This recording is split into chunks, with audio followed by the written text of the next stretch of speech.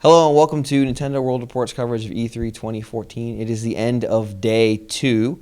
We just came back from the Nintendo 3DS Mystery Game Roundtable, and the game that Nintendo announced was Codename S.T.E.A.M, which is an acronym, S.T.E.A.M, for... Strike Team Eliminating the Alien Menace. Which is awful. But they did actually acknowledge it's bad, so everybody's okay with that. And it's not a temporary name, it's a permanent name. So...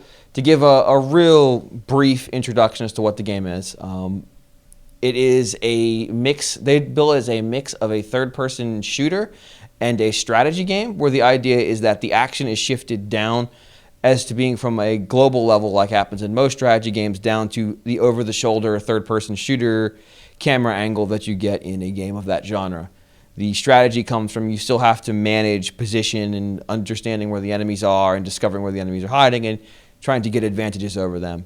So I think with that, I'm going to go ahead and turn it over and just get initial impressions. But all three of us were there, and I kind of want to hear what both of them thought of the announcement right away. I mean, the one thing that kind of stood out to me is that seeing Intelligent Systems work on a strategy game other than Advanced Wars or Fire Emblem was kind of weird. And then seeing what they were doing to kind of change the strategy game. One of the questions that was asked, because the game does kind of, I guess at a base level, resemble Valkyria Chronicles, the PlayStation 3 game, where it was kind of like a strategy game where then you would move around the characters from a third-person perspective, much like Codename S.T.E.A.M. The director of the game, I'm going to butcher his name, it's Paul Petrushka, I think. He's been in Intelligent Systems for, I think they said, a dozen years. He made a comment that he loves Valkyria Chronicles, but that Codename S.T.E.A.M doesn't really resemble it as much as it might seem visually. And a lot of that... Here... Yeah, so having played Valkyria Chronicles, I had the same initial response, and I tweeted as such, but the explanation he gave is pretty straightforward. His point was that Valkyria Chronicles, you still make all your decisions at the map level, and this Project S.T.E.A.M, or Codename S.T.E.A.M, has no map level. There's no high-level view of the action, because ultimately, what you see is what the characters on the field are seeing. And even from that third-person perspective, like you could see on the turns, the people that were playing the demo that we saw, they were kind of switching between characters to kind of get a different view of the environment, which just seemed like a real interesting way to have that turn-based strategy, experience, because we're used to doing it in a certain way, and this was just a different way of doing it. And it's something that I really can't wait to see more of. And I guess kind of another thing on what I really enjoyed about it was the art style. I think a lot of people we got some Twitter comments about people saying that it looks like shit. No, I think it looks real good. Yeah. In what we saw, it was blown up on a TV, which might be also maybe some of the problem with the screens that you're seeing. But it looked like an art style that I think will pop really nicely on a 3DS. I thought it actually looked a little bit like the art style you might find in like Elite Beat Agents, to be honest. At first I thought they were showing off some sort of EVA sequel until we saw, okay, well, this is just steampunk, so okay, maybe it isn't just one level in a EVA game. I think it looks really good in motion. It's really beautiful, really smooth. I didn't really notice anything in terms of draw distance issues. It really, I think in motion it looks really good, and I wouldn't be worried at all about the graphics. I think the visual style is quite pleasing, at least to me. So, briefly, the individuals that they brought out on stage, and unfortunately I don't remember all the names right off, I don't have it in front of me. They spoke about how they wanted to create this genre that allows them to extend the strategy genre, which is what Intelligent Systems makes a lot of. And they were discussing why it was very important that this game feature mechanics that allow it to feel like both genres at the same time. And it was sort of an interesting discussion on how they would make a strategy game feel like a shooter and a shooter feel like a strategy game. And I was curious, how do you feel that's going to be able to be accomplished? Because they didn't really spend a lot of time describing it. I mean, they gave the example of there's no top-down view to sort of give the shooter feel. And I'm curious how you think they'll be able to be successful translating strategy elements to a shooter and shooter elements back to a strategy. I don't know if I'm the right person to answer this question, but there is a right person. but yeah, sure, go ahead. I mean, for me, it's seeing those two genres seem very disparate, but when you think about it, like they're just kind of breaking down what you would do in a third-person shooter to a kind of turn-based level. Because if you kind of, I guess, speed up the actions in what they showed during the demo, which was you moving around and setting up to attack enemies and then executing those attacks, you could just speed that up and simplify that to you're controlling a character in a third-person game, and they're going around, sneaking around and trying to shoot people. And I think that's kind of how they marry the two, and it's something that you might not think, like when we first heard that it was a third-person action game that was a turn-based strategy game, didn't make sense, but once we saw it in motion, it seemed to be really clear. Yeah, I mean, Japanese gamers don't generally have a lot of experience with first-person shooters or third-person over-the-shoulder shooters.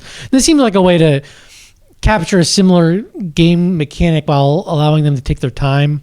Right. And certainly for me, since I don't play many shooters, that sounds like potentially appealing to me as well. So I have an open mind. I'm going to go into this hoping for the best. I don't see any reason not to. What we saw, I mean, looked like very interesting level designs. And interesting enemies to attack, but it'll all come down to how do the different layouts of the different missions affect gameplays. It simplistic, it probably won't be. I mean, they have a lot of experience with different scenarios in between Advance Wars and Fire Emblem. So I think that they got the chops for this. So we'll be curious to see if they pull it off, but I think they can do it. I think it's going to turn out really well. Yeah, I'm a little apprehensive simply because we only saw a couple stages and they all seem like they were fairly early in the game. I'd like to see a little bit of how they're going to force you to be strategic versus more of just kind of this run and gun stuff that maybe you can get away with because it's turn-based and maybe the AI is not quite all there. So will really be a factor of just kind of having to see what the late game looks like, or even maybe the mid game, because I think the latest they went was Chapter 9, which I would guess, based on a lot of their games, probably isn't that deep into it. The other thing that I'm curious about is Mike here actually asked about specifically he asked about the online, but what the multiplayer would be like in this game. And we got we'll say confusing answer. So the immediate response from the Japanese producer of the game was basically, it's not there, it doesn't exist. And the director of the game's face immediately reflected that he did not agree with the statement.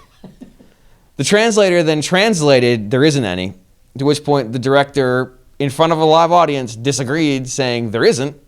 And then we had this answer of, well, it's not online. There is multiplayer and it's online, but it's not online. Well, no. That was more or less what they said. The exact phrasing, I believe, is that there is no online play, but there is online multiplayer, which I don't know what that means, but that's what they said. So there's two possibilities. One is this game is a 2015 game, which isn't surprising. Probably late 2015. So it could be they don't know. But the other option is that they've got some kind of weird asynchronous multiplayer going on that is going to sound really weird, and when they describe it, we'll sit there and go, all right, sure. But ultimately, you could do something like that with this game because it is effectively a turn-based game. You get away with it. My guess is, though, it's probably still not fully formulated. It did seem, overall, though, the game seemed pretty far along. It seemed very interesting. I'm more excited to see it than I was even going into this mystery game event. Definitely didn't expect it. The one thing I wanted to touch on before we wrap up is we saw a lot of people who weren't Miyamoto and Aonuma this year. Yep. People that we don't see very often, or if ever. A lot of them were much younger than the people we're used to seeing, and I do wonder if this is a moment where Nintendo is sort of trying to put other people out there. Well, the one thing with that is, like, yeah, we did have intelligent systems out there, which we don't usually see, and I forget the Nintendo producer. It's Hitoshi. Oh God, I wish I knew. It's the producer who was there. He worked a lot on the Fire Emblem games, and thus he works with intelligent systems a whole lot. But I don't necessarily 100% agree with that. We're seeing all these younger people because we saw Miyamoto more than we've seen in the past couple of years at E3. Tezuka was out and about talking about Mario Maker. Anuma's talking about Hyrule Warriors. I think they are spinning up, having these younger guys be more talkative. but it's not like the old guard's going away. I mean, Sakurai's part of that old guard too, to an extent, and he was front and center with Smash Brothers. Yeah, baby-faced 45-year-old man. I'm not saying they're going away. I'm just saying that we never saw these people before, and now we are starting to see them. They are getting their own projects that Nintendo's putting weight behind. Splatoon, whatever the name. Yeah, that's another example where there's no names on there that anybody outside Nintendo record. Not really. Aguchi's still involved with that. Yeah, but it's not his game. Yeah. That the team working that's their own game. But I mean, the guy who's behind Splatoon is Nogami, who he was the director of Animal Crossing, every Animal Crossing except for New Leaf, and he also worked on War Plaza. Right. So he's someone who has history, and that was kind of the glory of Iwata Asks, is that we'd see a lot of the younger generation spin up. I mean, that's how we saw a lot of those guys who kind of started. I mean, a lot of those Mario games, you'd have people who started making the Super Mario Advance games, and now they're directing those games. Yeah, this is more Nintendo not whitewashing who goes out in front and talks about these games as much. They used to really, if it's anything related to Zelda, you're going to put Onuma up there. If it's anything related to Mario, you can put Shigeru Miyamoto up there. I think they are realizing that isn't really a very authentic way to present the game. They'd rather have the person who's actually on a day-to-day basis directing or working on the Mario game talk about it, or Splatoon, or whatever the game is they're showing. So inherently, if they're going down a layer, not instead of the producer, the director, or something like that, you're going to see some more faces. And I think that's just maybe where they're going. And especially since Nintendo is controlling the message a little bit more now with they're doing their live streaming on the show floor, they're maybe a little more comfortable with showing these guys off a little more and getting them in front of the camera. And I do think that the one way that helps, though, is that we're able to get much more, I don't want to say sincere, but direct answers about how the game is being developed, because these are the people who are doing it on a day-to-day basis. I would say the roundtables this year have been really, really good in terms of just giving an insight into the development process. I mean, especially with last year's with the Pokemon X and Y roundtable, which might not have been my bag because I'm not as much into the intricacies of Pokemon, but that was more of like a top-level view of it, whereas Sakurai talking about Smash Brothers was really, razor focused on the finer details. In this, we got to hear from a creative director and an art director that I maybe knew the names of before, and it was awesome hearing them talk about, the art director talking about how she was inspired by Jack Kirby and Mike Mignola, which I don't think I'd ever hear the guy who made Hellboy mentioned in a Nintendo roundtable. And that was really cool to kind of hear the thought process that it went into creating Codename S.T.E.A.M.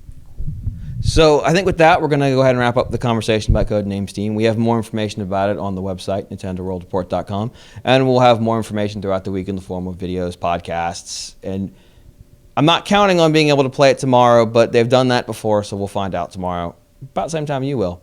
Thanks for watching, and we'll see you later.